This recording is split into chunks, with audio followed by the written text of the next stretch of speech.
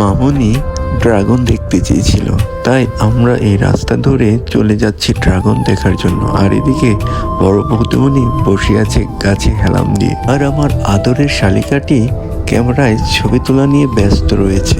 আর ওদিকে অক্সা মামনি তার দিদিভাইয়ের সাথে ড্রাগনের পিঠে ওঠার জন্য ব্যস্ত রয়েছে। ওরে বাবারে, এত বড় ড্রাগন! কিন্তু তাদের মনে কোনো ভয় নেই, তারা দুজনেই উঠে পড়েছে এই বিশাল বড় ড্রাগনের পিঠে। আমার তো এই ড্রাগনের মুখখানা দেখে নিজেরই ভয় করছে। বিশাল বড় এই ড্রাগন দেখে ভয় পেয়ে আরেক বৌদিমণি বসে আছে ড্রাগনের পিছনে। দেখুন না, এই সবুজ বর্ণের বিশাল বড় এই ড্রাগনের পুরো পিঠ জুড়ে রয়েছে কাঁটায় ভরা, কিন্তু মামনিরা কিছুতেই ভয় পাচ্ছে না। খানিকটা সামনে এগোতেই দেখি হালকা পিঙ্ক বর্ণের আরেকটি ড্রাগন।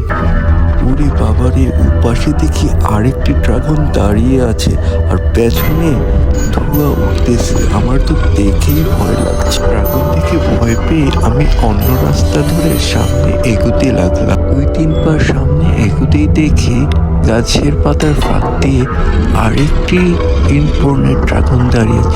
তারপর আমি অন্য রাস্তা দিয়ে হাঁটতে শুরু করলাম। রাস্তা ধরে সামনে আসতেই একটি সুন্দর ভাস্কর্যের দেখা পেলাম।